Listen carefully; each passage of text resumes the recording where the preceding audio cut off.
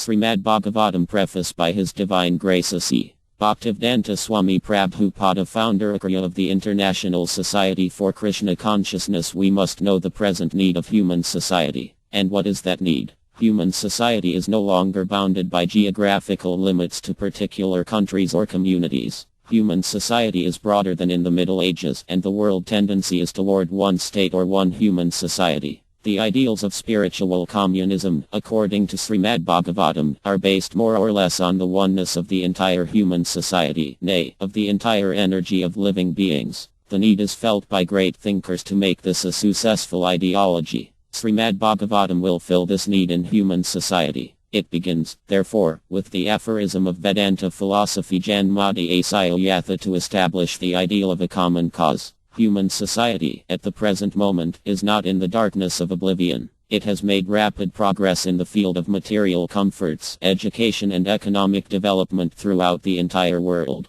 But there is a pinprick somewhere in the social body at large, and therefore there are large-scale quarrels, even over less important issues. There is need of a clue as to how humanity can become one in peace, friendship and prosperity with a common cause. Srimad Bhagavatam will fill this need, for it is a cultural presentation for the respiritualization of the entire human society. Srimad Bhagavatam should be introduced also in the schools and colleges, for it is recommended by the great student devotee Prahlada Maharaja in order to change the demoniac face of society. Kamara Karate Prayano Dharman Bhagavatan Iadurlabam Manyasam Janmatad Api Adryavam Arthadam, Bad. 7.6.1 Disparity in human society is due to a lack of principles in a godless civilization. There is God, or the Almighty One, from whom everything emanates, by whom everything is maintained and in whom everything is merged to rest. Material science has tried to find the ultimate source of creation very insufficiently, but it is a fact that there is one ultimate source of everything that be. This ultimate source is explained rationally and authoritatively in the beautiful Bhagavatam, or Srimad Bhagavatam.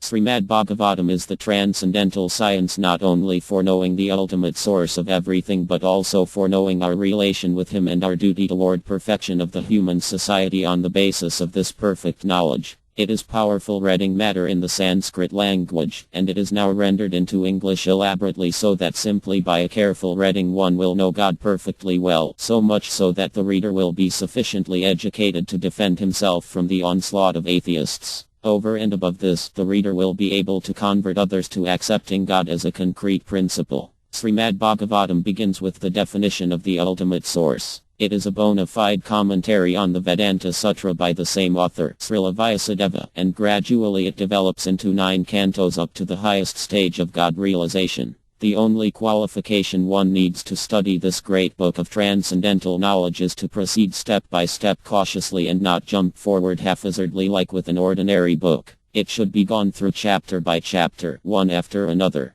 The reading matter is so arranged with its original Sanskrit text, its English transliteration, synonyms, translation and purports so that one is sure to become a God-realized soul at the end of finishing the first 9 cantos. I must admit my frailties in presenting Srimad Bhagavatam, but still I am hopeful of its good reception by the thinkers and leaders of society on the strength of the following statement of Srimad Bhagavatam 1.5.11. Tadvag Visargo Janataga Viplavo Yasmin Prati Slokam Abadavati Api Namani Anantasya Yasonkatani Yak Kranvanti Gayanti Gurnanti Sadava. On the other hand, that literature which is full with descriptions of the transcendental glories of the name, fame, form and pastimes of the unlimited Supreme Lord is a transcendental creation meant to bring about a revolution in the impious life of a misdirected civilization. Such transcendental literatures, even though irregularly composed, are heard, sung and accepted by purified men who are thoroughly honest. Tat Sadasi, Bhaktivedanta Swami.